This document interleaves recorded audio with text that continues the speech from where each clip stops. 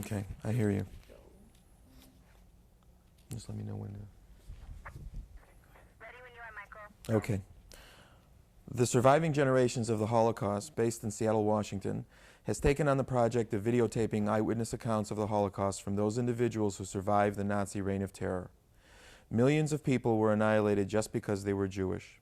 The goals of this project are, first, to educate the current and future generations about the Holocaust, with the hope that those who learn what happened will not allow it to happen again, never again to any group of people. Second, to refute false allegations by neo-Nazis and revisionist historians that the Holocaust never occurred. And third, to refute the commonly held notion that the Jewish people offered little, if any, resistance to the Nazis. The voices of the dead are silent. The voices of the survivors must live on forever. My name is Michael Spector. Today I am interviewing Mrs. Magda Schaloum. Hi. Hi. Mrs. Schaloum, can you tell me where you were born and when you were born? I was born in Hungary. The city, name of the city was Győr in 1922. We moved from Győr to a city called Plaszow, and my address was Hentes utca 266. I was a very young child, so I can't remember my town where I was born. Can you tell me the name of your father and your natural mother? My father's name, Altman Gyula. My natural mother's was Velvard Janka. My mother died when I was about a year and a half old. And my stepmother, I hate to say the way stepmother, her name was Esther. She came when I was about 2.5 years old. And what was her maiden name? Her maiden name was Goldfeld. Okay. And you had brothers or sisters? I had an older sister. Her name is Yolan. And I had a brother. His name was Endre. And when was Endre born? In Budapest. What year? In 1928. And your sister? 1918, also in Győr. Mm-hmm. And her name now is, her married name now? A married name, Schaloum. No, your sister, I'm sorry. Oh, my sister. Yeah, Yolan's. I'm sorry. Her married name is Pito. Okay. And she's living in? She's living in Canada. Okay. Do you remember any names of aunts, uncles, or cousins? Vaguely I can remember from my real mother's side was Gyula, Joseph, the sister Emma, and one another uncle Simon. And from my father's side, I can remember Helka.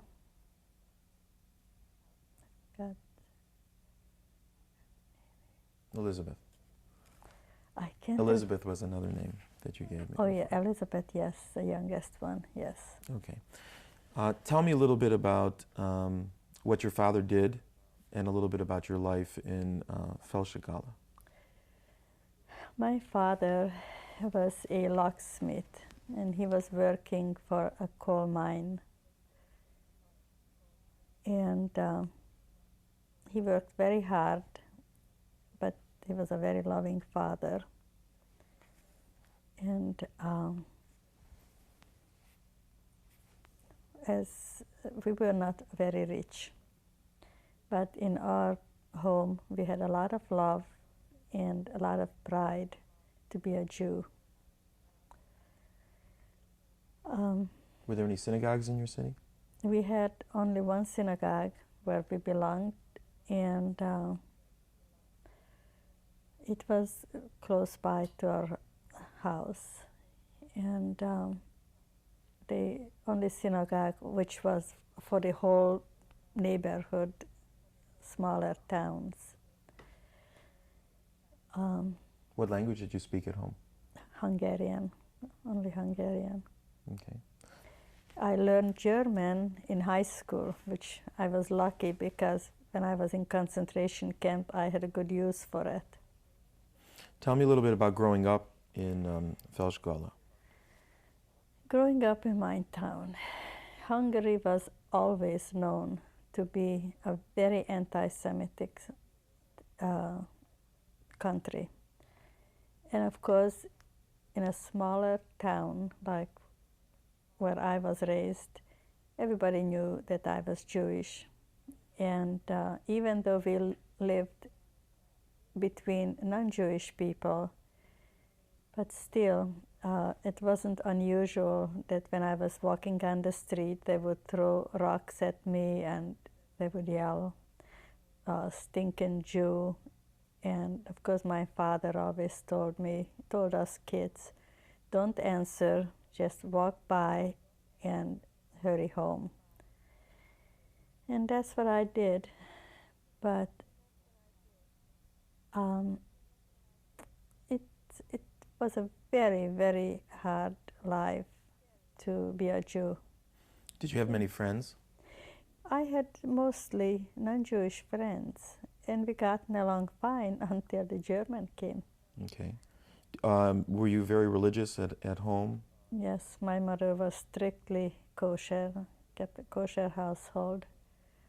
And maybe at the end that was the problem because she wouldn't eat anything else but kosher food. And by the time we got to Auschwitz, she was very, very weak. Mm-hmm. Did you go to Hebrew school when you were there? I went to public school, and then twice a week we had to go after school for Hebrew school. And we learned reading about the Jewish history and the holidays. And of course, my parents strictly kept the holidays. And we didn't even go to school on the holidays. Mm-hmm. Did you have many Jewish friends? Not really. No. Because the Jewish girls my age, they were not living in my neighborhood. And when I was in high school, then I got more acquainted with them, but not in a friendship base. Because in Hungary, there was a big class difference, and they were the so-called rich ones. And but I gotten along very nice with the non-Jewish friends. And of course, later on when I was in Budapest, and I had a lot of Jewish friends. Now, education was very important to your father, wasn't it? Very important. Mm-hmm. It was very, very difficult. Public school was free. But when I got to high school, it was a private school. And it cost money, which was difficult for my parents to pay. So we really had to study hard to earn scholarship. And through the scholarship, we went through, and my father always told us, you Jewish kids have to really prove that you are smart, not because you are rich, and that's because they always hated us Jews because we were rich. So we really studied hard to make sure that we should prove that we are smart and to get the scholarship. Did you ever see any kinds of violence in the school or problems against Jewish students in the schools when you were in high school? My father used to tell about my sister. When she was in the first grade, she came home crying, and she decided she's not going to school again. And why? Because the kids beat her up because the Jews killed Jesus. So my father had to go back to school with her and talk to the teacher and calm down the children that she's not the one who did it. It was long, long time ago. For myself, it's just a remark sometimes, Jew, Jew. But otherwise, because my father being just another worker, so they didn't pick on me as much at that time. Now tell me how you got to go to Budapest and spent some time there while you were in high school. When I finished high school in 1939, that is when the first Jewish law came from Germany. And of course the Hungarian government, everything what was regulation given to the government, they followed from Germany.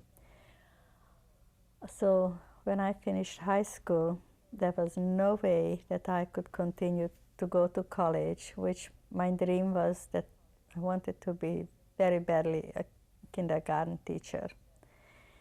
And my sister finished college and she was a teacher, and of course she couldn't get a job because not only that they didn't hire Jewish teachers, but they fired Jewish teachers, doctors, engineers, and so therefore I had to learn a trade.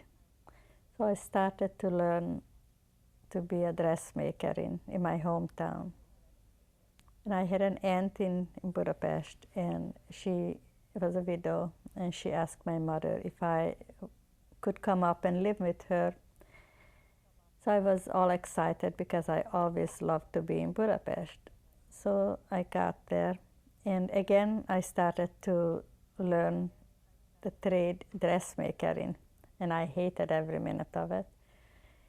So through this aunt, I was able to start to work in an umbrella shop with the promise from my boss that much as possible I can sell in front, but I will be reported as learning the trade as umbrella maker. So I worked over there really until the end, before I went to concentration camp. Tell me a little bit about the laws in 1939 that were against the Jews. As I said before, they fired a lot of professional people, and just to the point that freedom, we still had freedom, but jobs we couldn't get, only working. So that's why I had to learn the profession. Was there a quota on Jews? The quota was, for instance, if I remember correct, like in the store where I worked, there was 3 salesperson, and they had to fire the 2 and just keep 1, and then the other 2 had to be non-Jewish.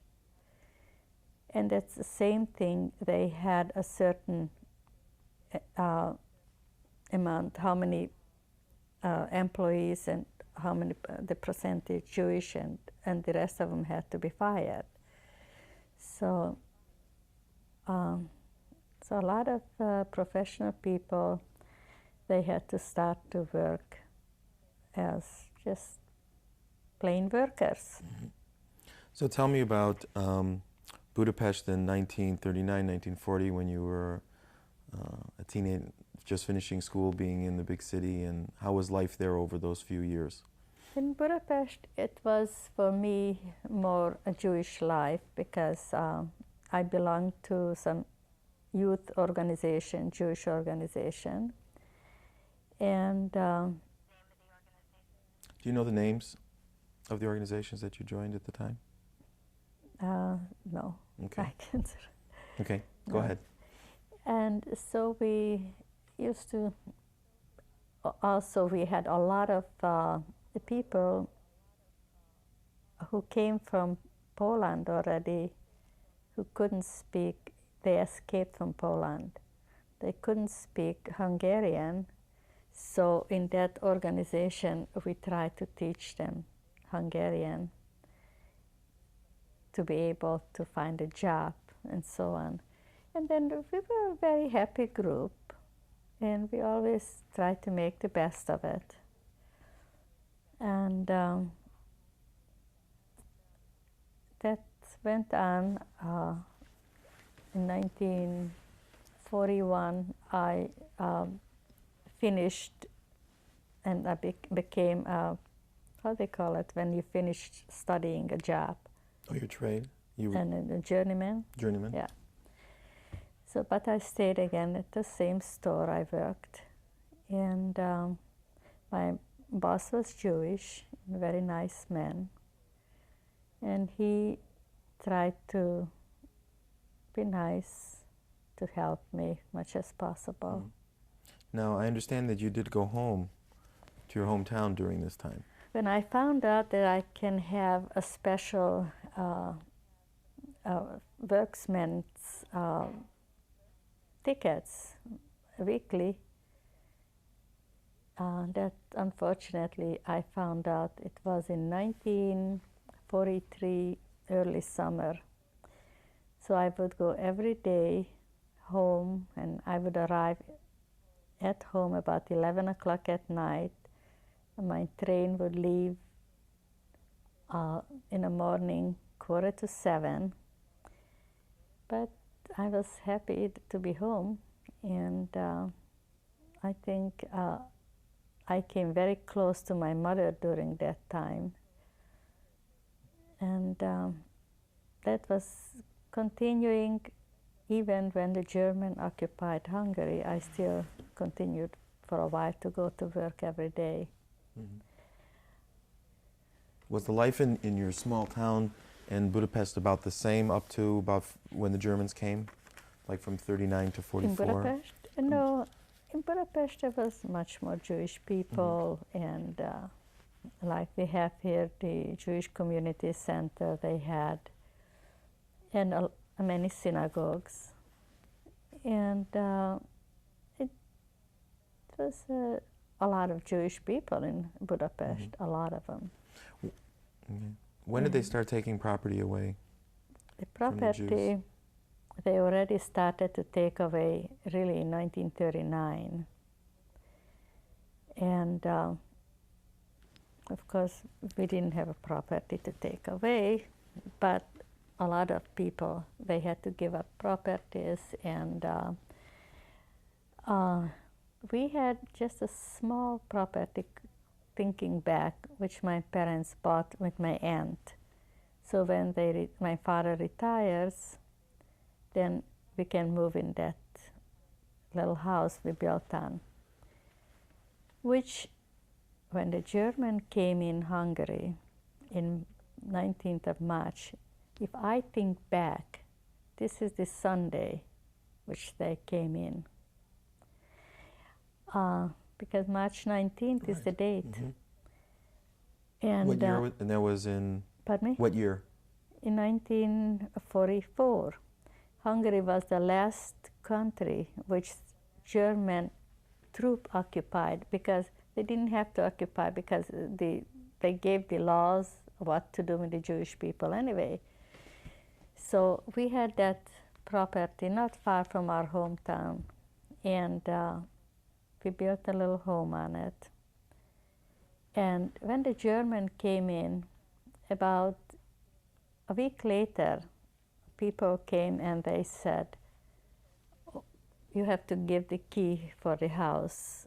We have from the mayor the order that you have to give up the house. And this spring, we worked very, very hard to work on the field, and we planted vegetable and we had already fruit tree growing and fruit on the tree. And so, of course, we had no other choice. The only thing we were asking, would it be possible that we will come out and we'll pick some of the vegetable? Oh yes, no problem. So we gave them the key. And I never forget once we went and we tried to pick some carrots. And they said, if you don't leave immediately the premises, we will call the police. And we said, but you promised that we can have. Well, never mind. Leave or the police will come. So we had to leave and leave everything for them. So we had our own experience too, but not as the early years, but when the German came in. Mm-hmm. And what happened after they came in on the 19th, specifically to you? 19th of March, they arrived late afternoon, and we had a very peaceful Sunday afternoon, and then one of the neighbors came and said, I have a bad news for you. The German occupied our city. And of course, I couldn't even understand what will happen, but my mother was very much shaken up. And Monday morning, I continued to go to Budapest, and then of course in Budapest I could see everywhere German people. And the newspaper full of anti-Semitism and how many people they captured already. And but I just minded my own business, and many times at the train station they would ask for identification card. And of course, if I would have shown they would have seen that I'm Jewish. But luckily, they didn't ask but a lot of people they dragged off the train, and they couldn't get on the train. And a lot of beatings I have seen at the train station in Budapest, more than my hometown. So that was going on. We still stayed in our home, and one day, end of March must have been, when I arrived with the train, one of the non-Jewish neighbor girls was waiting for me, and she was telling me that she has a bad news for me. So what happened? Well, your parents are all packed already, and you will have to leave your home.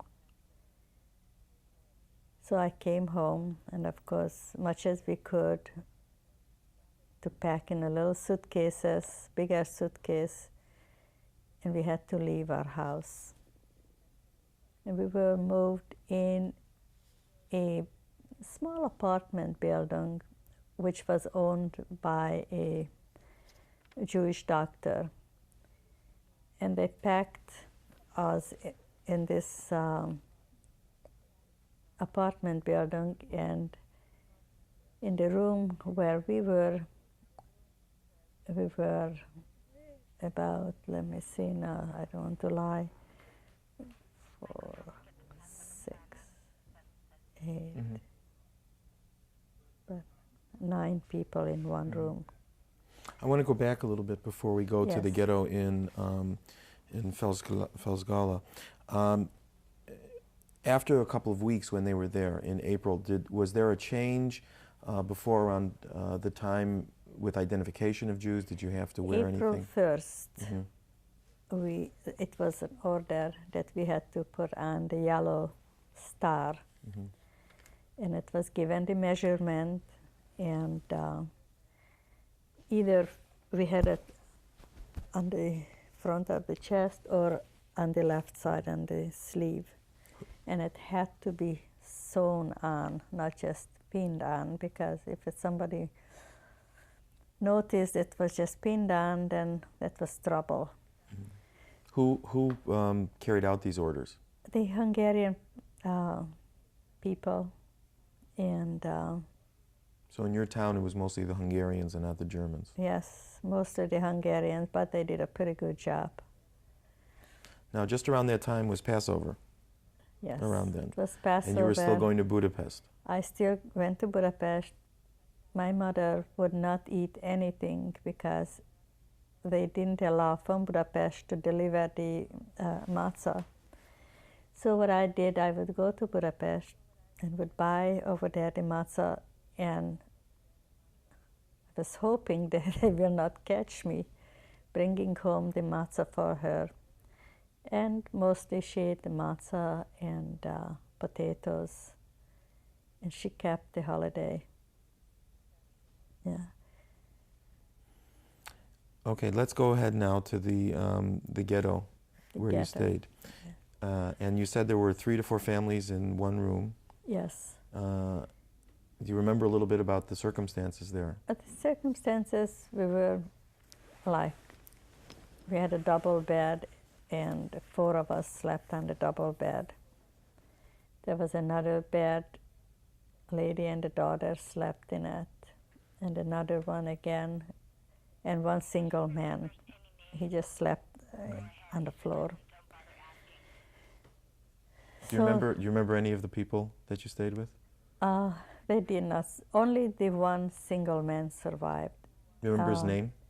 No, because we never knew before that he was Jewish, but they found out, and he was married to a Christian woman and had children. So therefore, the children and the wife was not taken in, only him himself. And he was the one who was working with my father. And he's the one who went with my father to the concentration camp and came back. We got some information from him. Now, were you still working in those days? I still went to work, and with the star on my sleeve, and some people, they were surprised to see me, that they didn't even realize I was Jewish all this time. And I have to say that, I was traveling with working people on the plane, and they felt sorry for me. And but nothing much they could do. And then from this place, Did you stop working right away there, or were you able to still work for a few days? yes, I did go. From that place, I still went back and forth, back and forth. How about your father? My father worked in a coal mine. And your brother went to school still? No, he didn't go to school, no. And he stopped going to school. And my sister at that time was in Budapest and working in an orphanage as a principal, Jewish orphanage. What did the Jews do in the ghetto? What did the Hungarian Jews do in the ghetto for work, or if they weren't working in the coal mine or going to Budapest? Well, the business people, they were always harassed, and they wanted more and more, asking for more money and jewelry, and they were beaten because they said, we don't have no more, we don't have no more. From that place also, like, they took us women to sweep the streets. And that time they had still horse and buggy, and we had to clean from the horses the dirt. And at one time they decided that we should scrub the street. So they gave us scrub brush and water. I mean, that was everything. And people standing on the sidewalk laughing, the Hungarian people. So you would do this You did yes, this? I did SWIFT. Yes, yes, and it's then that stopped, and then they took us from that place. They took us to another place, and we lived inside a synagogue and in a social hall. And that was in Plaszow also. in May. In May, yeah. And I can't even remember. 10 days we lived there, and at that time I stopped going to work because I couldn't even clean myself, and no clothing left hardly, because slowly we left everything more behind. And so then one day, what happened in at that place, it was horrible. Again, they had a lot of beatings, more and more asking for money and jewelry. So one day came an order that they took all the Jewish female, young and old, in a small room, and we had to lay on a table. And there was one woman who had a job to put her hand deep into the vagina to make sure there's nothing hidden inside. Did you go with your mother? My mother, myself. And it's not only that, but then there was German soldier and Hungarian policemen standing by. And they had, especially when they knew that they are dealing with a rich girl, young girls, they hurt the girls very much. And so when came out the word that what's going on, a lot of women, they went to the bathroom, and they had a septic tank, and they threw whatever they had, jewelry, money, in that septic tank. So when they get inside, nobody could find anything on them. So that was a horrible, horrible experience. Were the women abused in other ways there? Not really, except, just to work on the street. And but that was the most horrible thing that happened in that short time. Mm-hmm. And then one day came an order that they will take us away from over there too. So we had to line up, and we had to walk to the train station. And they would put us in a cattle wagon, and the train took us for about 45 minutes to 1 hour. When we arrived to a city called Komárom, and they took us to a fort, which was a long time not occupied. It was filthy, dirty, and cold. But they put us in big rooms and small rooms, and matter of fact, some people were put in some place where they kept the military prisoners, and the little windows only on the walls. It was a terrible situation, and it was cold. And was the family still together at this time? Your family was still together? Only my mother and my brother. And my mother spotted a young woman who was crying. Where was your father at the time? My father was he still working? My father kept to work in the coal mine. He couldn't come with us. So he was not in Cameroon? He was at the coal mine working? Coal mine, okay. Yeah. They wouldn't let him. So my mother spotted this poor young woman crying, and she says to me, "Go ask her, why is she crying?" So I went up to her, and she was saying that they took her off the train because she was going home to Budapest, and just happened they asked her for an ID card, and she didn't have any on her. And so they said right away, "You're Jewish. That's why you don't have the ID card." And she says, "Well, I'm half Jewish." So right away they took her to this ghetto.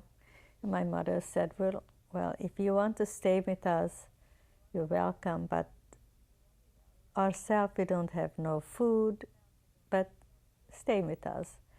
So she kept company, in our family. Do you remember her name? I know her first name was Ida. Ida, we call it here. That's all I remember. She was married and she was pregnant, just beginning pregnant, maybe 2 months pregnant. So she stayed with us. And my mother right away liked a daughter, but nothing what we could do to give her to eat because we didn't have ourselves. How long were you in this place? We were in Komárom, I would say 10 days. And What was it like there? Really, we didn't have no food.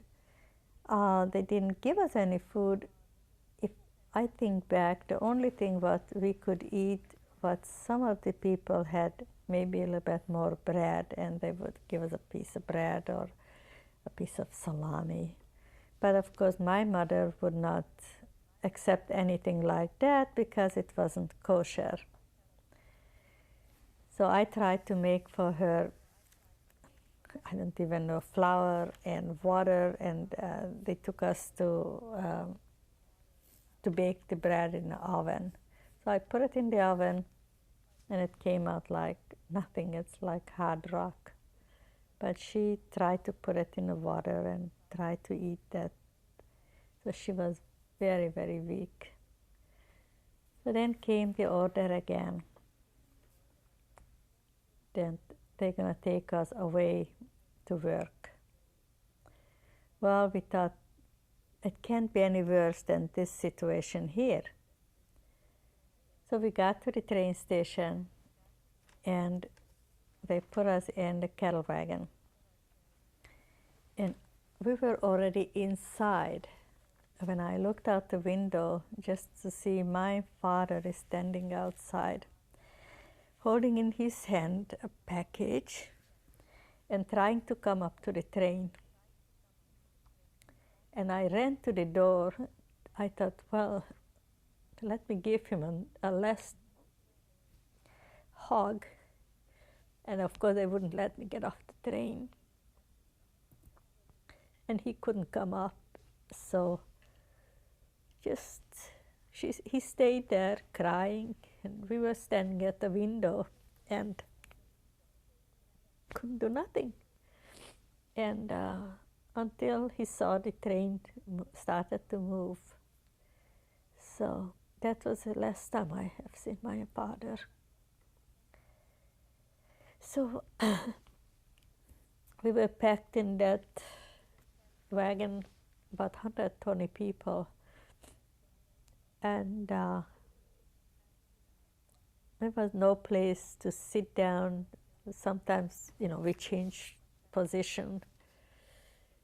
And again, somebody offered my mother somehow, I don't know how, they got a piece of ham, and they begged my mother to eat because they saw that she was just hardly could stand up already.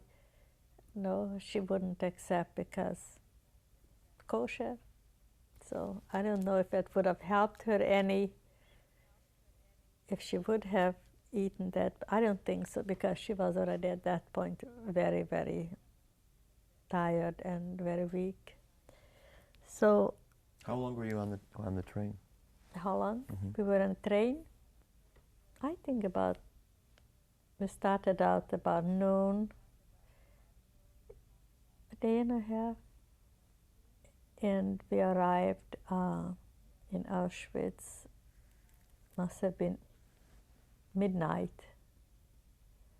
And during that time, the train would stop, and again they yelled in, "It's still not too late," and give your jewelry, give your money. Were these the German soldiers? German soldiers, yeah. And so there was one retarded daughter, and the mother said to her,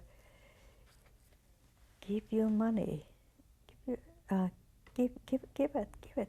No, no, I don't want to give my money. And she started to scream while the German soldier came up and started to beat everybody, because it was so difficult even to go through between so many people. So a lot of beating was going on until finally, again, they left the train, and the train started to go again.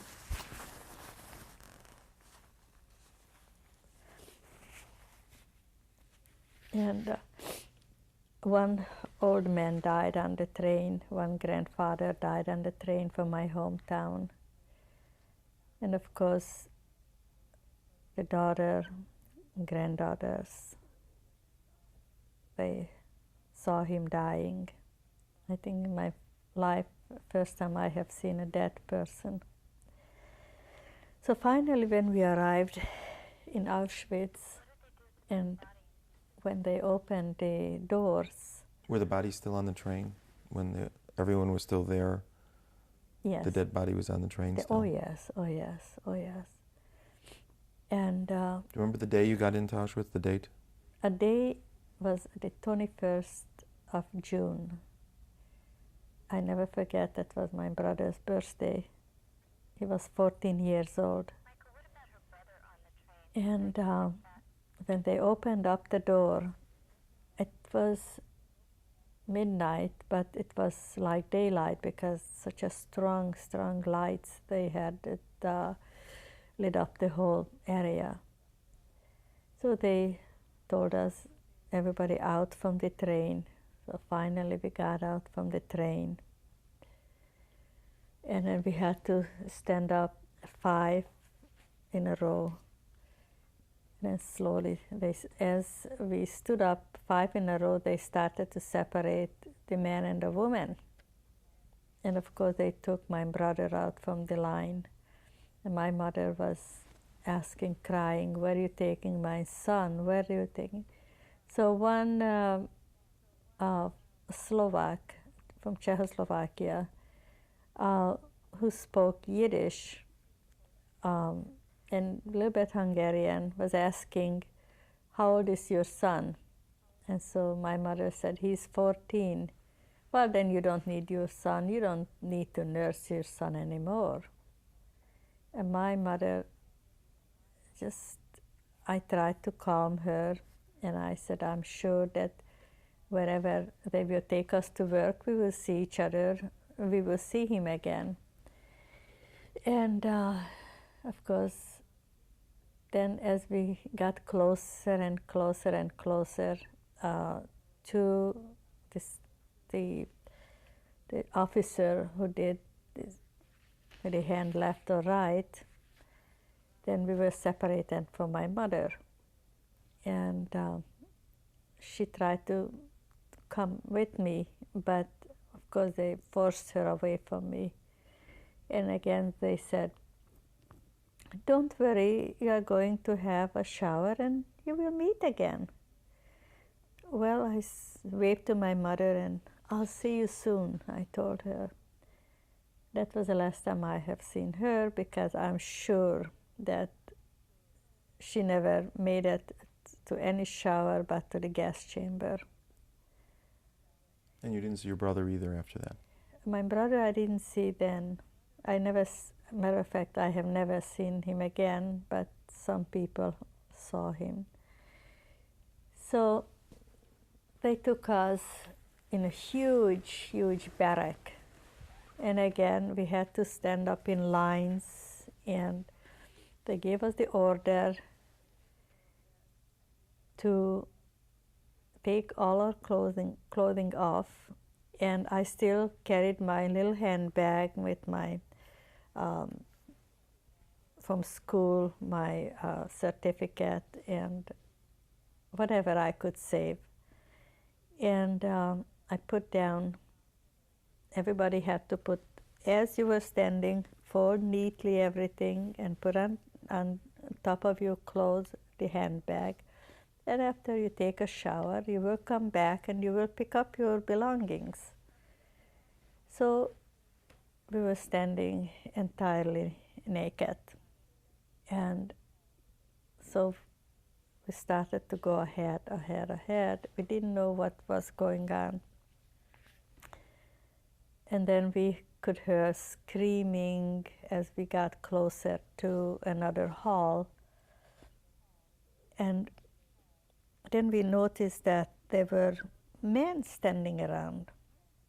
And some of us would try to pick up some of the clothes from the floor, and we tried to cover ourselves. But then we noticed that the screaming came from the beatings. And they yelled again, undress, naked. So we went to the left, and there was again a long hallway, and there were chairs, and we had to sit on the chairs. And they shaved our head and shaved our front. And we looked at each other. We didn't even, the own sisters, mothers, daughters didn't recognize each other. So after that, they took us again to another hall, and where we discovered they had bathrooms. So we ran to the bathrooms, and the first thing we noticed, the water, where you flush the water, we noticed the water in the toilet bowl, and we bent down and we took the water in our hand and we drank the water.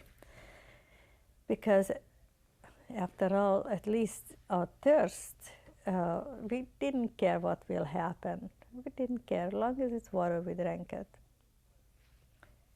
So you were with girls from your own hometown?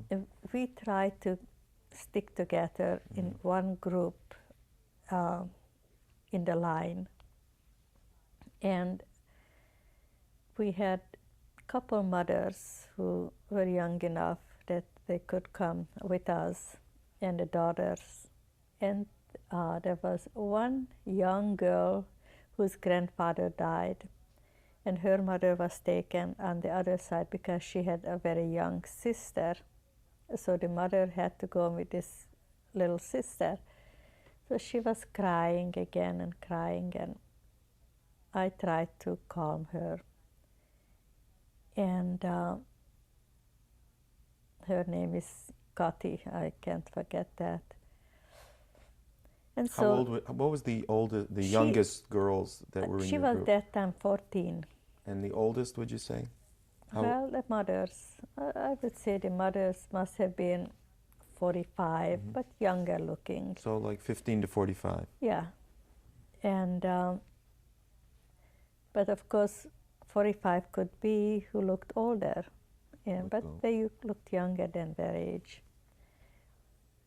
So anyway, we were standing there cold, and then finally they took us to a shower, ice cold shower. And as we came out from the shower, there was a pile of clothes, pile, and then some women working. And as you walked by, just they throw you a piece of clothing, just a dress, nothing else. And I remember my dress was a red color, all silk dress, and it was cut in the front. So here I was walking, holding up my dress to cover myself. And then they took us to a barrack. But first we stood outside, and at that time, of course, it got morning, and the sun came up, and it got hot. It was hot. But they wouldn't let us go nowhere. We just had to stand around. And they showed us where was the so-called toilet, which was a ditch digged out in the ground, and both sides a wooden bench, like a wooden bench, and you would sit on that bench and just did your business in that ditch. Of course, there's no toilet paper, nothing like that, nothing. So then came afternoon, about 4 o'clock, they gave us something to eat. And we had to stand up 5 in a row, and they would give us one dish full of hot soup, which has a terrible taste to it. I don't know what was in it, grass, and I have no idea what. And of course, that dish full of soup was for 10 people. We started to drink, and it was terrible taste and hot. So we said, no, we can't eat that. It's impossible. We can't drink that. Drink, you have to drink it, because there was no spoon or something. So the mothers, they would say, kids, you just try to eat, drink it, because hopefully there's some vitamin in it. And so we started, and we had a sip, and we gave to the next one, and we gave again to the next one, until it came back again, until that dish was empty. And then came evening, they called, we had to stand up, and what they called a tsilapel. Tsilapel is to count the people.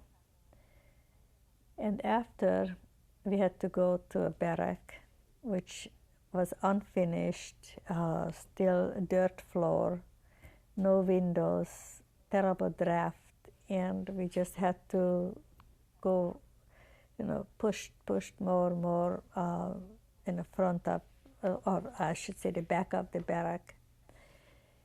And they put so many people that there was absolute no way that we could even sit down. We were standing up, just body to body. And so we started to fall asleep on each other's shoulder. Suddenly we heard a terrible, terrible cry out. And again, what happened is some German SS, they came in the barrack, and they started to pick young girls and drag them away. And of course, that was a terrible, we got so scared, and that's why like a wave, the cry, we didn't know what happened. But I was lucky they didn't come as far as I was, and so they had enough girls to drag away. How long were you there? How long? Mm. We were not only 10 days, and after 10 days. And what did you do over those 10 Absolute nothing. days? Absolute nothing. Early in the morning, about 4 o'clock in the morning, cold. It was very cold. We had to go outside and stand up again 5 in a row to wait until they will count us again. So we had to stand in the line until about 8 o'clock in the morning, until finally the officer came and started to count. And afterwards, we didn't do nothing, nothing. Were there dogs? Dogs? German Shepherds? German Shepherds, yes, they did have German Shepherds, but and most of the officers did walk with German Shepherds. And did they take girls every night out of the barracks while you were there? most of the time they did. What happened to these girls? We never know. They never came back. They never did come back again. Did you hear anything about them? We had one young woman from my hometown, and had a beautiful 8-month-old little girl. And of course, what they did, they gave the little girl to the grandmother, and they took to the gas chamber. That poor young woman, she was still nursing until the day, and she was suffering because she had so much milk accumulated, and she was yelling, "I want my baby, I want my baby." So finally they said, "Okay, you want your baby? Come on, we will take you to your baby." So of course they took her away and never seen again. Now before we go to the next place that you went, to Plaszow, we'll take a little rest Okay. for now. Okay? Okay.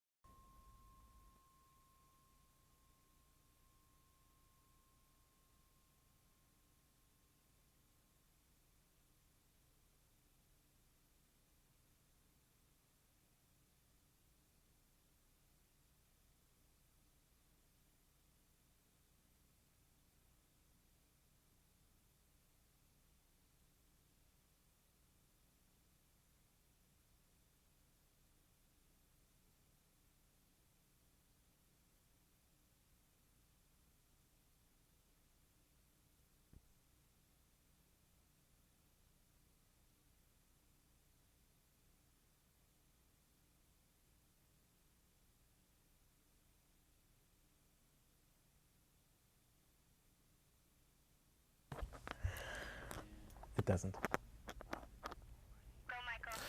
Okay. We're now going to go from the first 10 days when you were in Auschwitz. What happened at that time, after that? Well, again, they took us, and instead of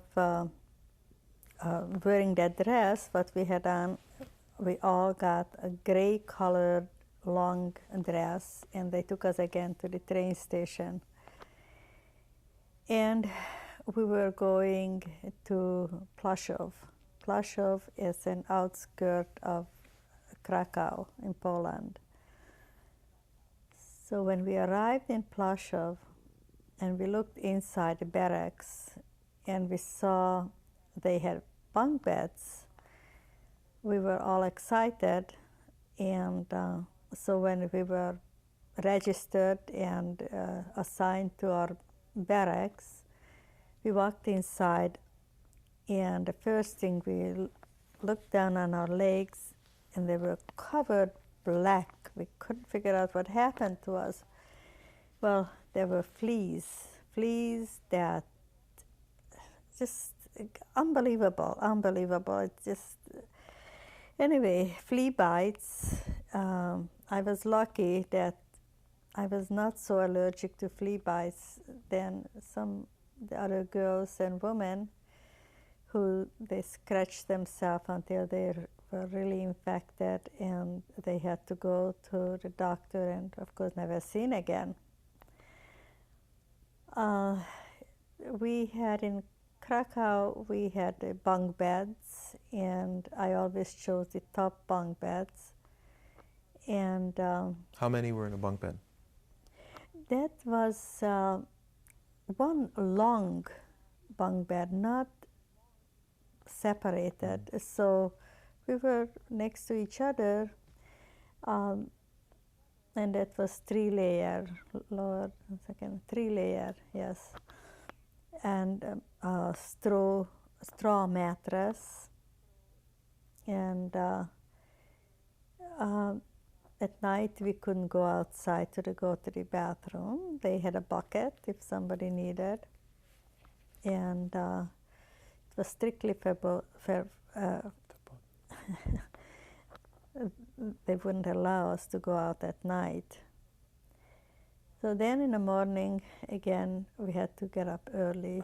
4 o'clock in the morning, cold again, and standing in the line at Célapel until about 8 o'clock when they counted us and they took us to work. The work someplace where they took us to a mountain, and they said that we will have to level the mountain. We had to work with picks, shovels, and wheelbarrow. So we started to dig the dirt and put in the wheelbarrow and push the wheelbarrow dirt down the hill, empty that up again. Or someday we had to stand in a line like a chain reaction, and we had to from down below to start to pick up the biggest rock, stone what we could, and give to the next one until this rock went up on the top of the hill. And of course it was going on all day. And the next day we had to do again the same thing to bring the rocks from the top of the mountain down again. And of course if they felt that we didn't pick up the heavy enough rocks, then of course they started to beat us. Who was the doing it? beating was mainly at that place the Polish people. What kind of Polish people were they? They let us, the Polish people, from the jail, from the prison, murders, most of them. And of course, they did all the beatings because they felt more harm they will do, maybe they will be treated better. And who supervised It was the work? supervised by the SS. SS, yeah. So there were guards? Yeah. So also we had some Polish people who were in concentration camp because they didn't follow this anti-Semitism, and they didn't believe in Hitler's, and of course they were also put in concentration camp, and they were very, very kind people. So which brings a story about me.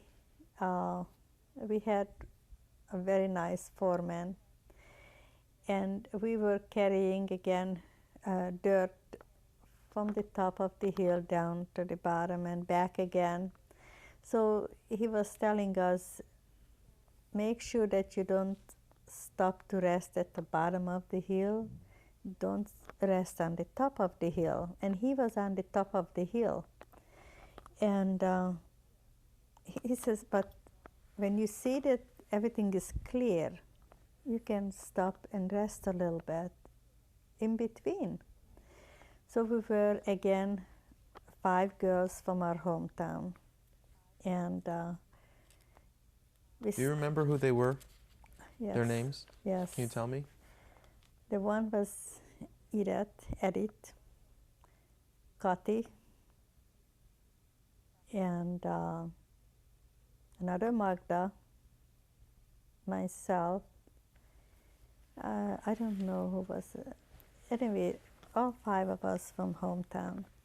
And it happened that Edith and the other Magda and Kati, they could speak German because they had a nanny at home. See, then we became good friends already. I tried to help them much as possible when we were digging, I would take the picks from them and I would let them have the shovel because it was an easier work to put with the shovel the dirt in the wheelbarrow. So I tried to help them. So anyway, now we are stopped to take a little rest, and suddenly we heard a voice, and we didn't know where the voice coming from until we realized that behind the fence, as we were going up the hill on the left side, was standing an SS officer with a German Shepherd. And of course, we didn't know what is he yelling and whom he's yelling for. So the other girls, they pointed at themselves. I? No. The other one, I? No. Finally came the I? So yeah. So he motioned with his finger that I should come to the fence. And I went to the fence, and of course the other girls, they quick grabbed the wheelbarrow and went up the hill. So he was saying some word to me, and for the word I could not understand what he was saying to me. And I tried to use all my German knowledge, and I told him, I'm sorry, I will be working hard, I will be diligent, anything, but he just repeated one word and I just couldn't understand. So I understood when he said, who is your foreman? I thought, no, I'm not going to let him know who is my foreman because he's such a good man. I didn't want him to get in trouble. So he called over another foreman, and he would tell that I'm not from his group, which is true. So he motioned to him that he should bring me over to the gate. So he grabbed me and we went to the gate. And again he was standing in front of me, and he says again the word. Meanwhile, he gave left and right one on the face of that foreman, and he really got angry. Meanwhile, he started to beat me. This is beat the me in my face. The soldier? The SS. officer. Mm-hmm. The officer. And I tried to protect my face. Then he started to kick me with his boots in my stomach and my leg. I trying to bend down and got again in the face. And it was going on, and I just heard the one word, and I did not know what he's saying. So finally, one of a Jewish girl who spoke Yiddish, and he understood the word in German, and she really risked her life and came up and said, Herr Officer, this girl does not speak German. Can I help? And he says, first of all, she's not a girl. So she says, this prisoner cannot speak German. Can I help her out? And he says, ask her, why did she laugh? And I said, I didn't laugh. And then at that point he said, she's laughing again. And of course, I couldn't understand what the muscle on my face that he thought that I was smiling. At that point, I was bleeding from my mouth, and my eyes was halfway swollen already from the beating. So finally, and the dog next to him was just growling and waiting for the word to that the officer to attack me. But finally, he let me go. Now this a Polish foreman swear by that you will never forget that I got beaten because of you. So Okay, so I went to work again. What happened right after that? Did you have to stay in? You didn't stay in the barracks. I couldn't. So you I went had right to work the next. I had to work. I had to work until we went home at night, and the girls tried to put some cold rags on my face and calm me and protect me. So next morning, again, when we stood in line to go to work, came that foreman, dragged me out, and he said, "You come with me to work." I had to go with him. And he gave me the most hardest work you can imagine to do. And I finally, for instance, when we had to go in the kitchen to pick up the food during noontime for dinner, for lunch, dinner, what they call it, and it was when that wooden box was full with food. It weighed about 50 pounds, and usually 4 people would carry it was 2 holder in the front, 2 in the back, and 4 people would carry the front and 4 people the back. He made me carry all by myself the front and 2 people in the back. And up the hill, down the hill, I had to carry the food. So, but anything he could do to beat me because of that 2 slap on the face what he got. Then, of my luck, there was one Polish man, and he was so ugly. And he wanted me to meet him at night behind the barrack. And I pretended I didn't understand what he's telling me. So he took over a girl who could speak Polish, Slovak, and translate to me. And I said, "No, I'm not coming out." He says, "I want you to come out." I said, "No, I'm not coming out." And that was going on for 3-4 days. He tried. And then between this guy and the other guy, I wasn't able to escape the hard work. Meanwhile, my shoe from home gave up on me. So I got a pair of wooden shoes. And of course, the wooden shoe rubbed up my toes and it got infected. But I said, no, I rather would walk without the shoes, and but I wouldn't go to the doctor, so-called doctor, because I knew what happens. So I would say that all through my year being in concentration camp, I had the hardest time in Plaszow. And then Michael, put your hand up. Go to Black Megan.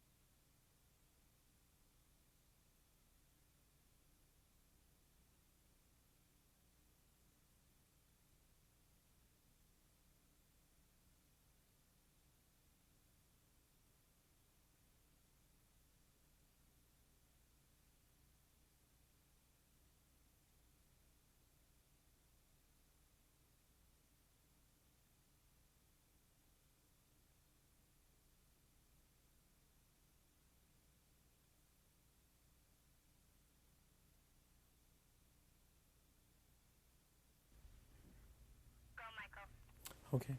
So how long were you in Plaszow? Plaszow we were for 6 weeks. And in 6 weeks, our hair grew somewhat. And we didn't look like animals, really. But in order to keep ourselves clean, it was forbidden to go out after we had to go in the barrack. They said if anybody will be caught outside, they will be shot. But meanwhile, we were so filthy dirty from work, so we decided, what can we lose? So we snuck out at night and we went to the washroom, which was a long, thin sink. It's one long, long piece, not individual sinks. And the faucet was high from the sink. So when we turned on the water, that really echoed, and it was quite noisy. But we didn't care. We just quick washed ourselves, and many times we just rinsed through that only dress what we had. And so we snuck back in the barrack, and we slept without clothes on, and we hung up at the side of the bunk bed our dress. And it was hot enough in the barrack because so many people, then it dried out somewhat. If not, we put it on wet in the morning, but we said at least we thought it was clean. So this is how we kept ourselves clean in Krakow. And you were there during July and August in Krakow? Yes, in August we went back to Auschwitz again. Mhm.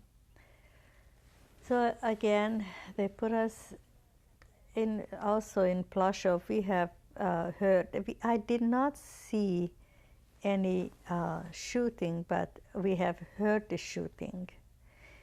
And whenever they would have shooting, on the loudspeaker, they would always play the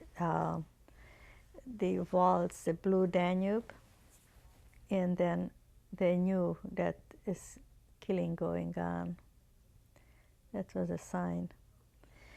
Why did you go back to, why did they take you back to Auschwitz? The reason they took us back to Auschwitz because the Russian military was close to Plaszow, and they had to empty because they didn't want them to capture us over there. So they took us back again to Auschwitz. By train? By train again. Did you hear about any one of your family members when you were in Plaszow? No. What happened to your brother? Or? No, we didn't. We didn't know anything about what happened. When we went back to Auschwitz,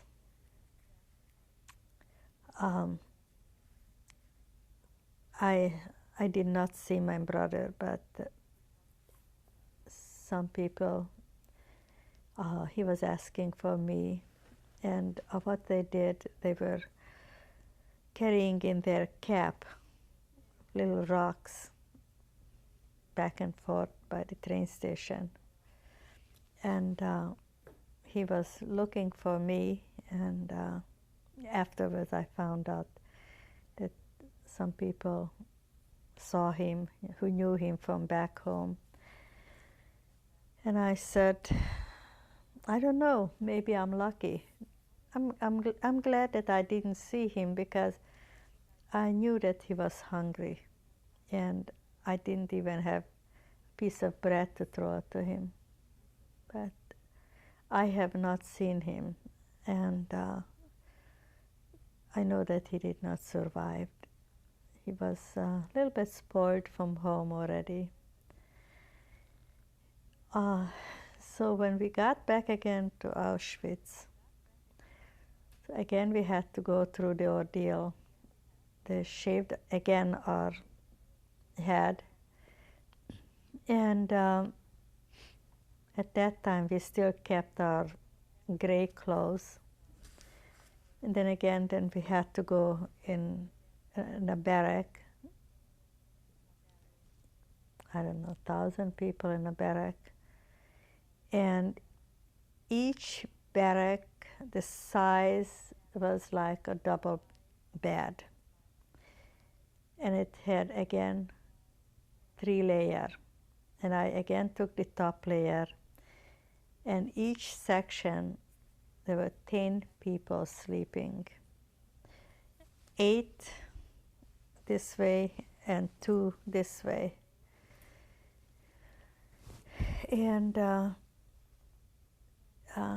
this situation was again terrible. The food was horrible. And again, the same thing, we had what they call a blockout tester, which was the head of the block. And she was from Czechoslovakia. And she had absolute, maybe after so many years she was in concentration camp, and she got the position, and she felt again that more brutal she is, maybe she will have a better life. And she was beating us. She was so bad to us. And on the other side of the fence, there were Hungarian men, but of course it was electric fence. And they tried to yell at her in Yiddish to be a little bit more human. And of course she, I can't even, maybe can't even say on the tape.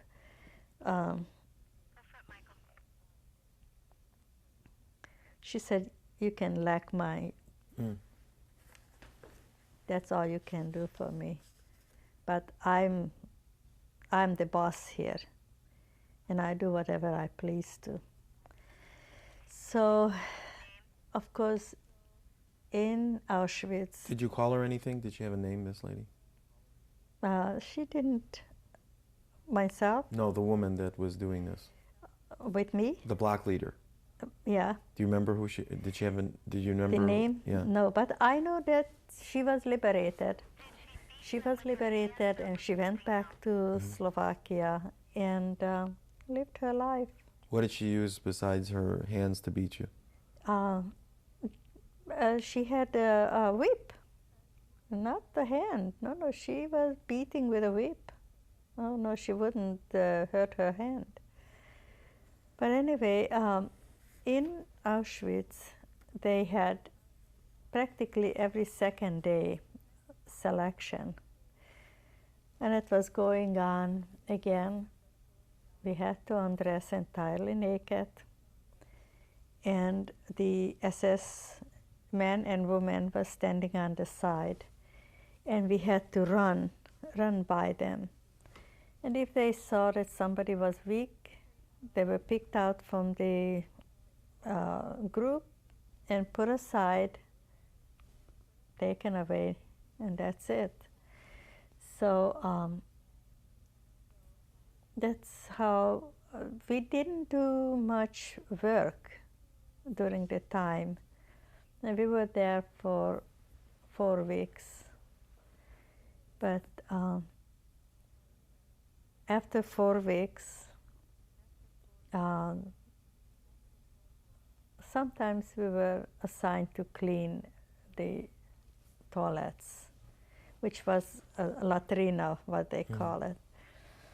And then also there were a lot of reunion over there because some of the men came over too, and it was sometimes such a heartbreaking. Then some brothers, sisters would meet, husband and wife would meet and embrace, and then again, of course, separated again. Then one day, they needed 500 Hungarian women to go to work in a factory in Germany. And so most of the hometown women and girls we still stayed together, and we were together among that 500 women. So they gave us again another dress, which again, a gray colored dress, and that time they gave us a piece of bread, and then we were again put in a cattle wagon, but not too many people in one wagon, maybe 50. So we were not crowded. And we didn't know where going, so the train would go, go, go, and we arrived in Germany. And when we got out, of course, we still had our hair not grown too much, and that gray dress. You know the name of the town? Augsburg. And again, we had to stand in the line, and we walked from the train station to a factory. And we could see that the German people, they looked at us, they couldn't figure out who we were. And so as we arrived to the factory, there was an alarm that bombing will happen. And we were standing outside in front of the factory, and nothing happened. One bomb fell, and they had time to defuse the bomb. And they were saying, because so many Jewish people standing there, the God from the Jews saved that that bomb didn't blow up. So as we were taken inside the factory, and we were placed in 3 different halls, and each hall had nice clean barracks, bunk beds. The hall had bunk beds, and each of us got a ceramic bowl for our soup, and each of us got a spoon. So we really felt that now we are really in a safe place, and nothing bad can happen to us. So, and at the beginning, we were placed, some of the girls who could speak very well German. They worked inside a factory. What were they making in this factory? They're making parts for planes, which they would use, warplanes. And myself, I was assigned to work outside. They took us every morning with like a busload to that bombed factory, another factory. And we had to clean from the mess. We had to take the bricks, we had to take whatever they would, iron pieces, steel pieces, or whatever. So, and then they would bring again the food, and would eat over there during lunchtime. Of course, we had to do this work, rain or shine. During that time, it was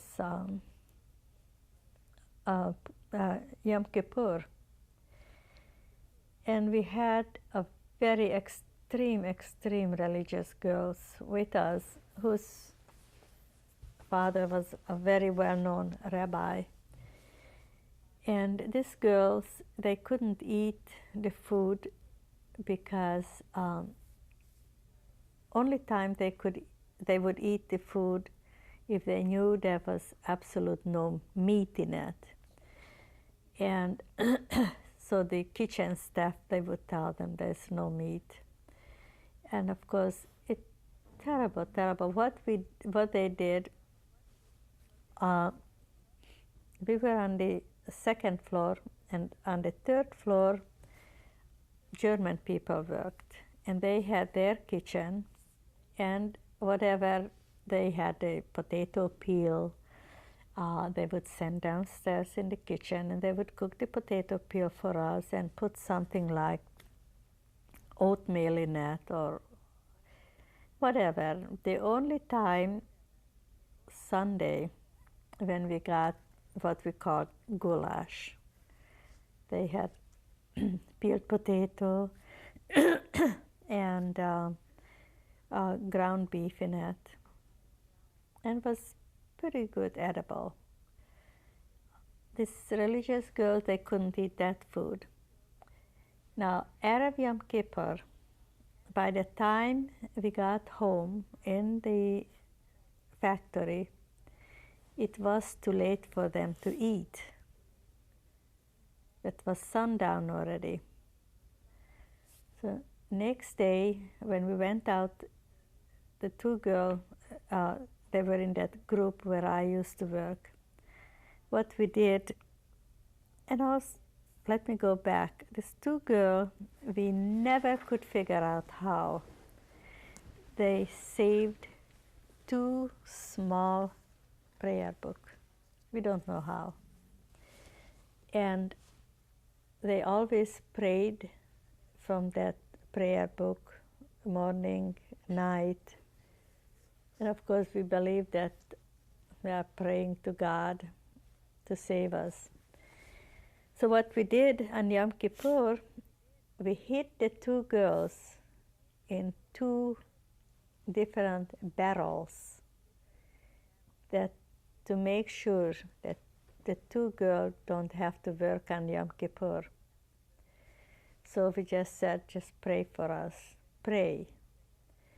And of course, that day, they knew that it's Yom Kippur, and again sent us good food. And of course, I was dumb enough to refuse. I didn't eat all day. I worked very hard, didn't eat all day. And of course, some of the girls, they said, it's a good chance. Instead of 1 portion food, I'm going to have 2 portion food, because they didn't care, Yom Kippur or not.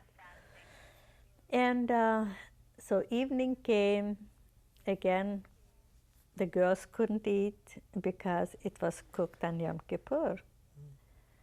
And so the kitchen staff, they would sneak some raw potato, raw carrots for them.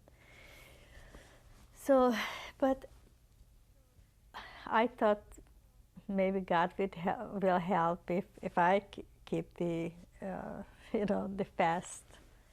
Anyway, so... so you did fast on the fast day, on Day of Atonement.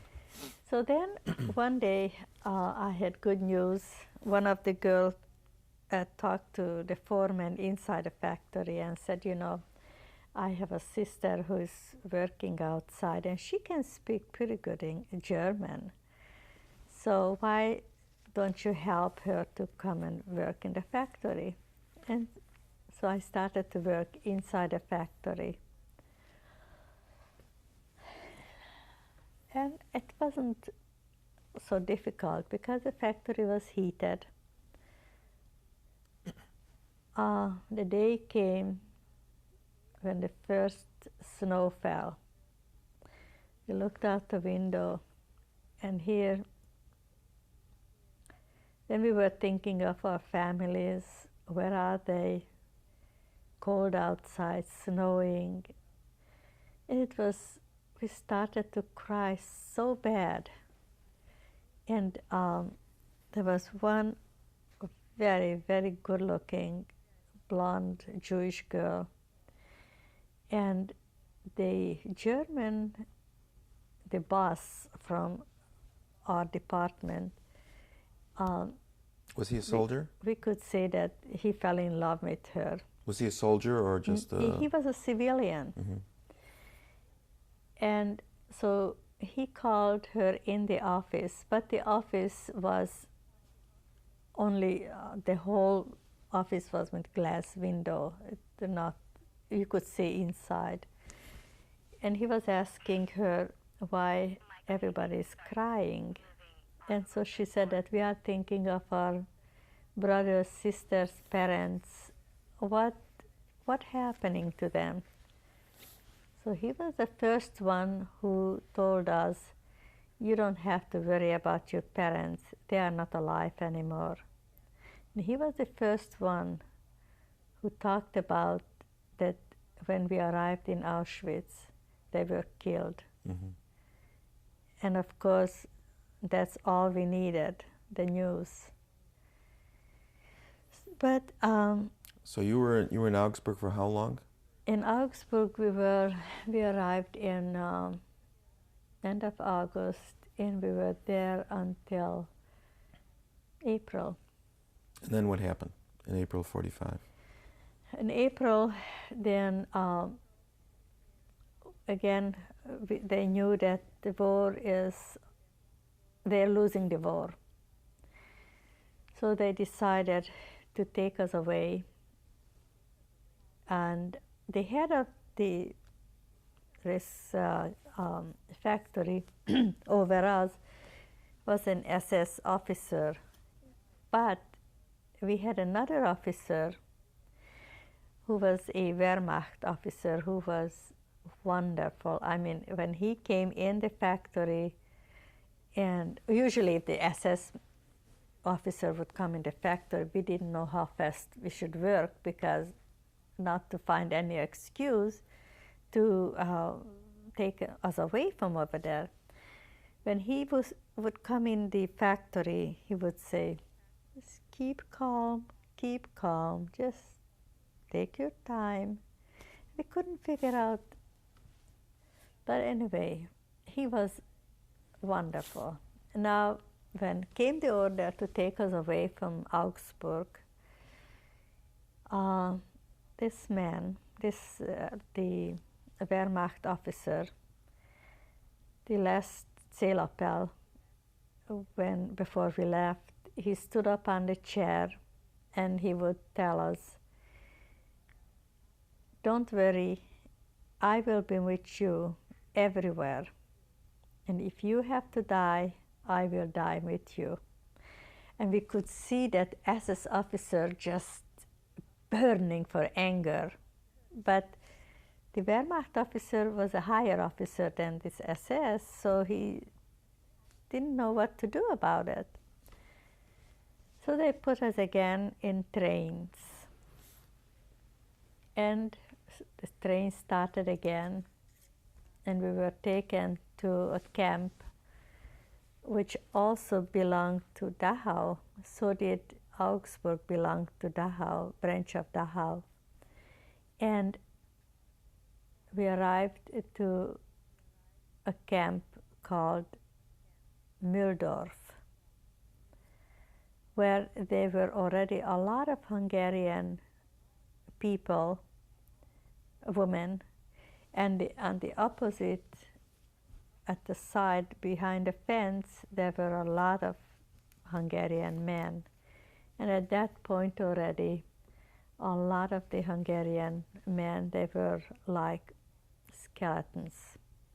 And I was still looking for my brother, asking for the name, looking for my father. Nobody knew anything. Matter of fact, there wasn't even any man from our area, from our hometown. And we did not stay long, but in Mühldorf we experienced a lot of bombing. And at one time, this SS officer took out a group of men to work at the railroad. And when it was, the alarm sounded, the siren, that officer lined up again the people to make sure that nobody ran away, and started to count when the bombing came, and a lot of Jewish men died at that place, including that SS officer died by the bombing. So after they came back with the news that he is dead, so that Wehrmacht officer took over the leadership. So came the order. What did you do in Mühldorf? In Mühldorf, they took us to, at one point, they took us, some girls, to dig holes for telephone poles. And they set it a certain, how deep it has to be, how wide it has to be. And there I had an experience also. A young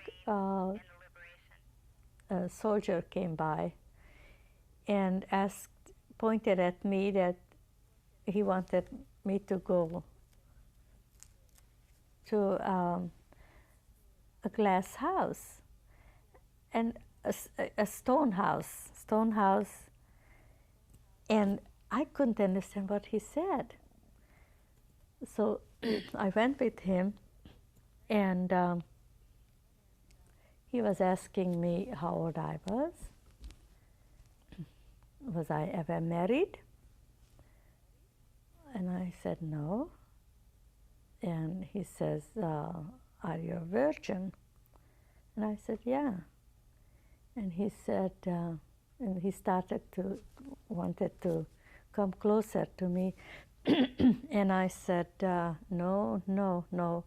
He says, why? He says, you're going to have such a good life if you give in, much as I understood. But whenever he came closer, I just pushed him away. And I said to him in German, I will scream. He said, no, don't scream. So finally he let me go. And from that time on, whenever he was close by, I thought, I'm not going to work hard because I can report him what he had done to me. And so then they took us to a potato field to dig the potatoes and things like that.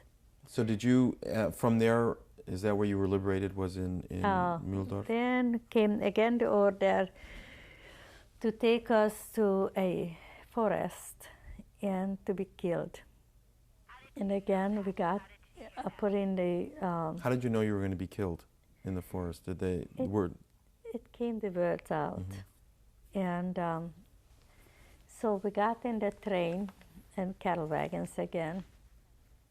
And that officer knew the plan. And he managed that the train would go forward and backwards.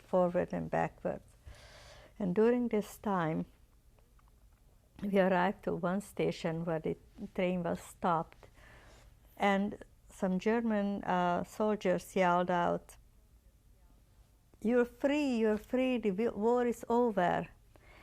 And a lot of people started to run away, and as they were running past the station, they were all shot and killed.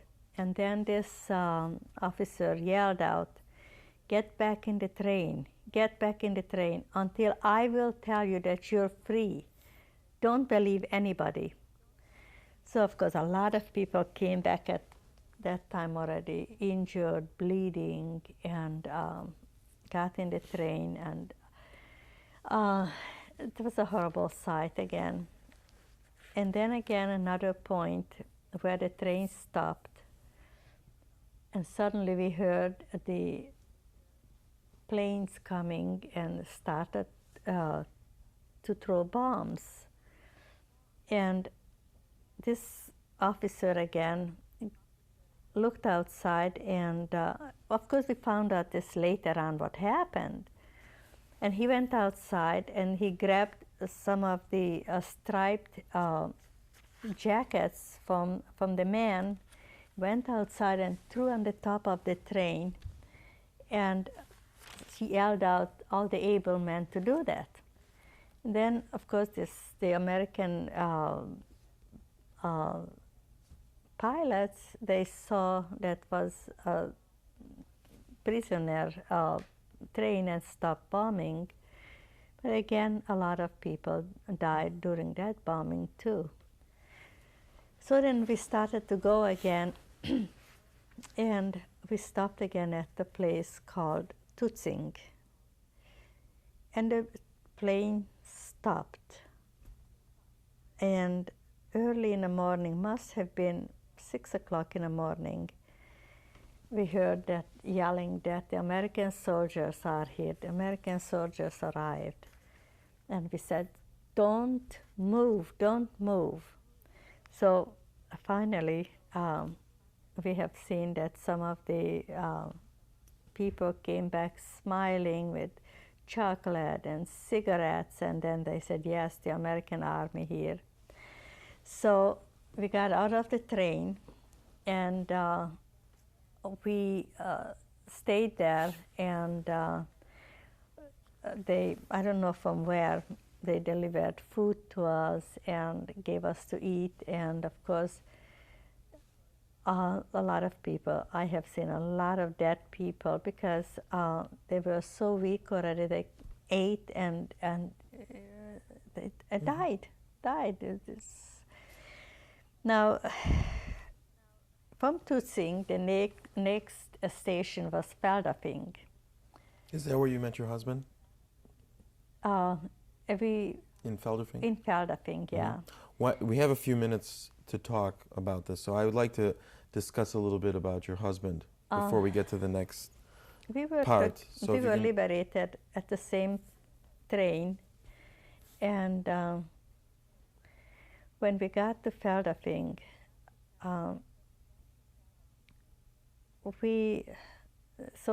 I didn't know him at that point. So in Feldafing, they emptied the Hitlerjugend camp,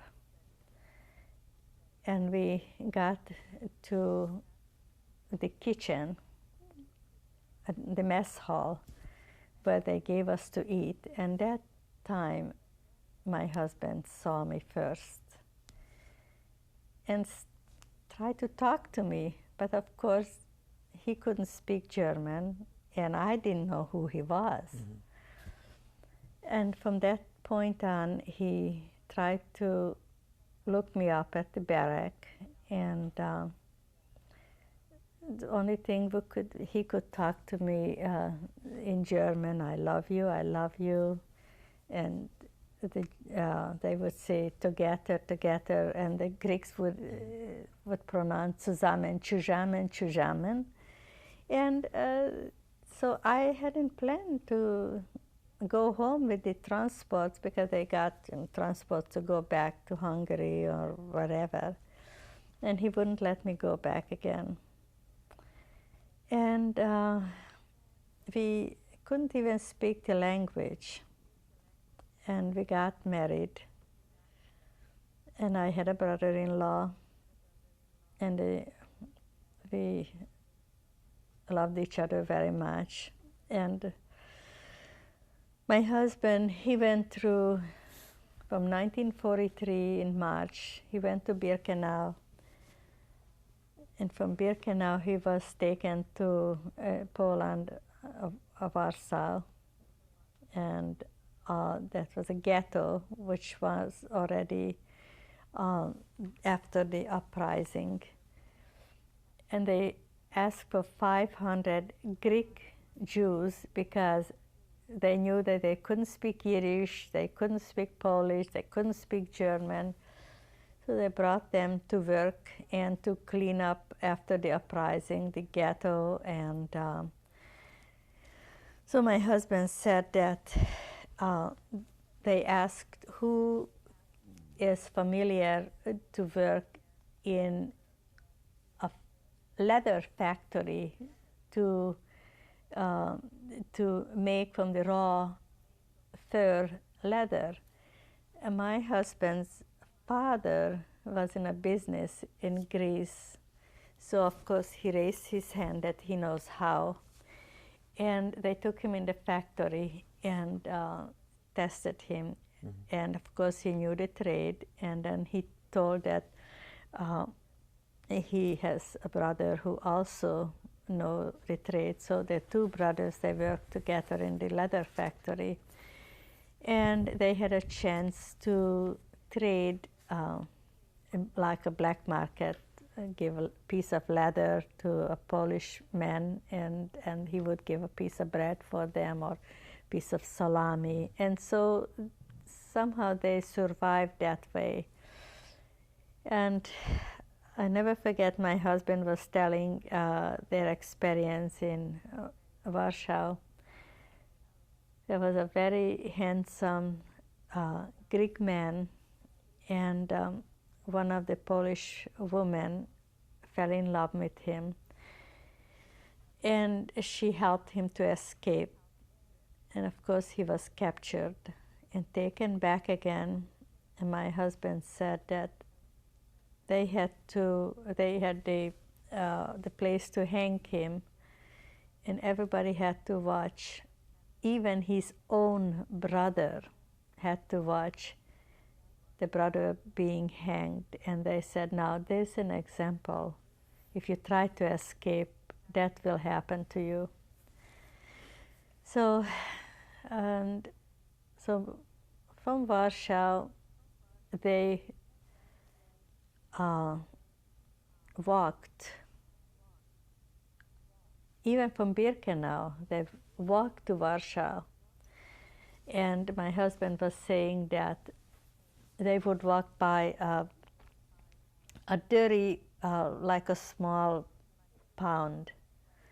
And of course, when they saw the water, they ran to the water and they would try to drink the water, and the German SS, they would shot them from the back and they fell in the water. So my husband said that a lot of people, of course, had a diarrhea and they couldn't walk anymore. And as soon as they couldn't walk, then the SS came and they shot them to death. But my husband said that he and his brother, they were strong, and because from back home they were athletic, and they survived. He told you why he wanted to survive, didn't he?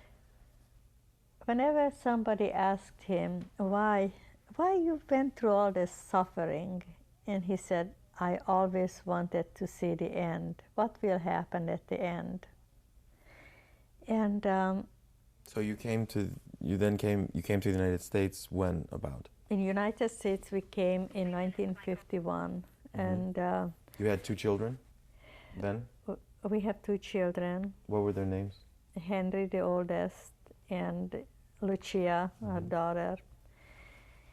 And then we had another son born in Seattle. And his name His name is Jack. And we had a very difficult life to start a new life in the United States also, because my husband had an injury, and in 1946, and motorcycle, he was riding the motorcycle with my brother-in-law, and a drunken truck driver, military truck driver, driving a big American truck, hit them while my husband saw him coming and going left and right, and stopped the motorcycle at the side of the road. And sure enough, the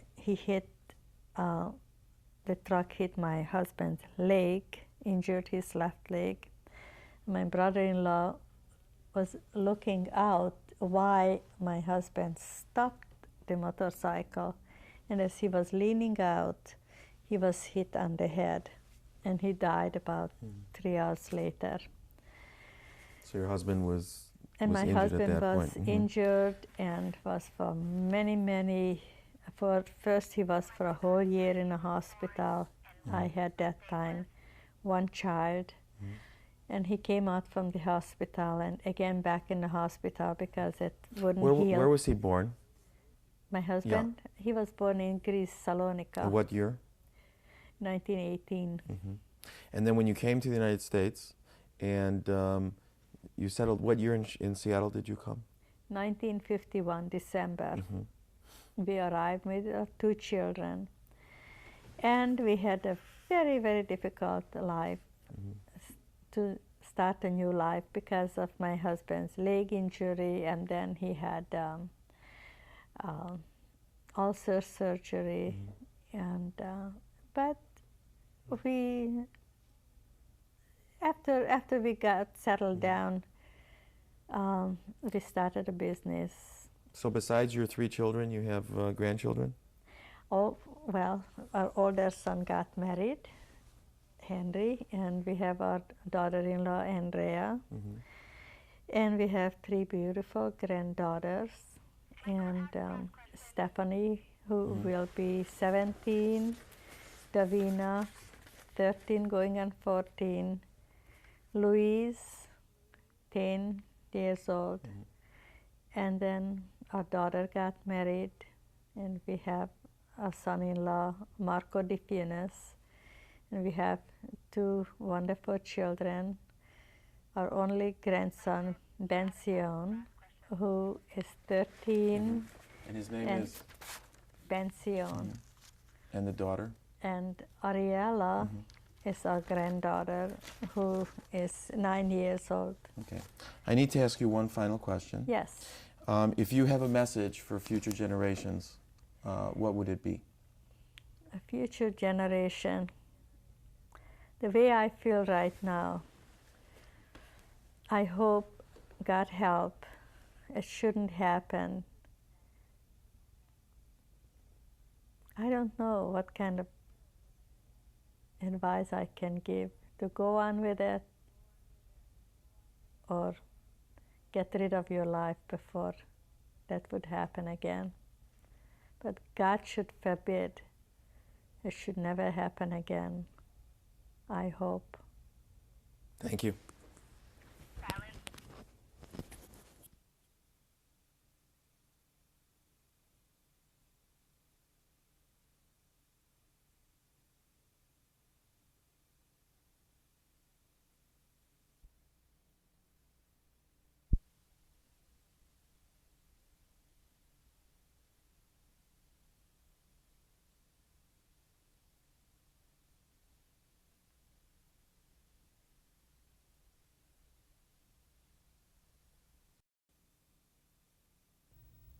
Okay, again. In 1945, on the right is my husband, and on the left my brother-in-law, myself in the middle. The dress was sewn by hand by me.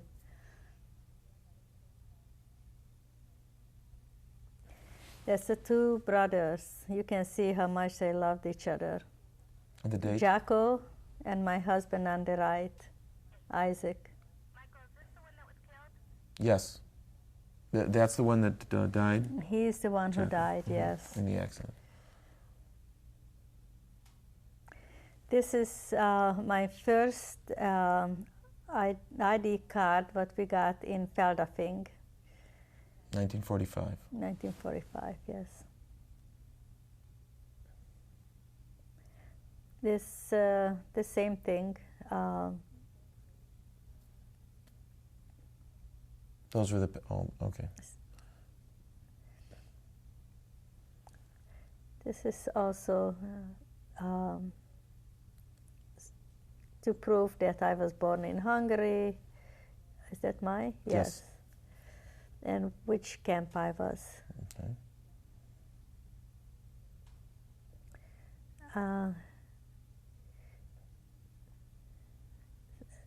Where I was born, when I was born, and that's as the document already Yeah. for coming to United Immigration. States. 1948. This Same is document. also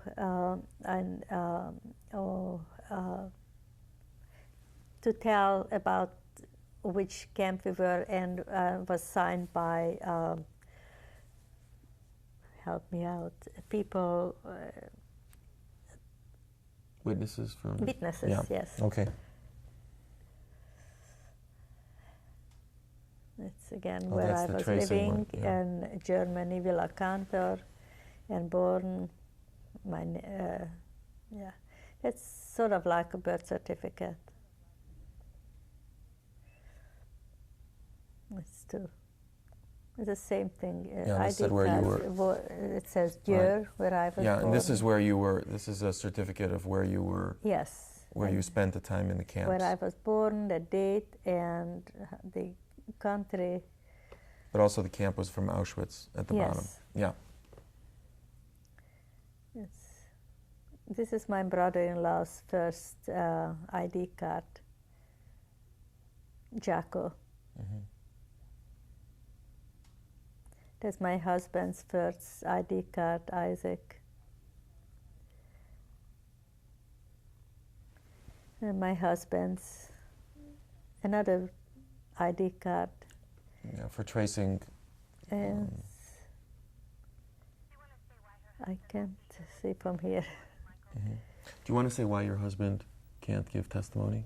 Pardon me? Would you like to explain why your husband can't give testimony on his... Today? Yeah. Unfortunately, my husband has a stroke and he can't speak very well, and he can't walk. He's in a wheelchair. I wish he could do it. And that's also your husband. It's again. Where he was interned in the concentration camps. My husband? Mm-hmm. Yes. Warsaw, yeah. Isaac, yes. Again, German papers. I think that was preparation for the Wiedergutmachung. Mm-hmm. Yes, it's again about the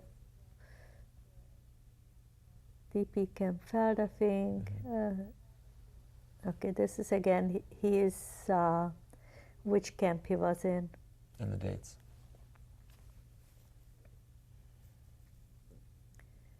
It's the same one. This is my first mother who died when I was 1.5 years old. Do you remember what she died from? Never found out.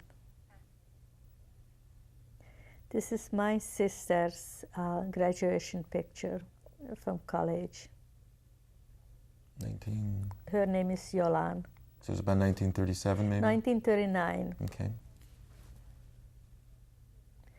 This is a real mother when was very ill already, a beautiful father, my sister Yoli, and myself. How old were you think? Yeah.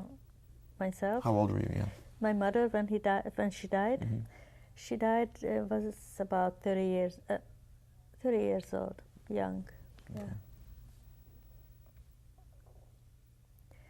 This is again my first mother with my sister. This is my beautiful father, the best, beautiful.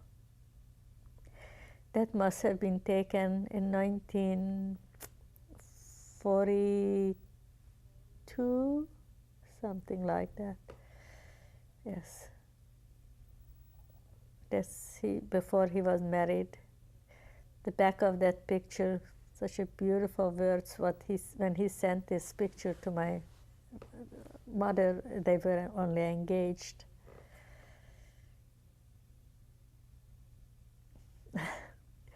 This is my brother, my father, and my mother. It was in 1943.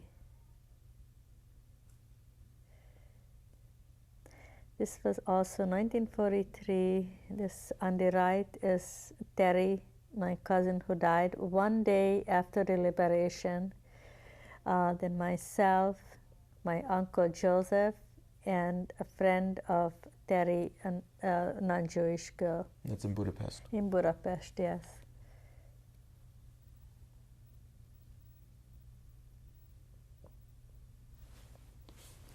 This is again my mother, my father, and my sister Yoli in 1943. This myself probably in 1942. Yeah. This is in Germany, the happy family, my husband, myself, and Henry, the oldest one, and Lucia. This was already after the accident.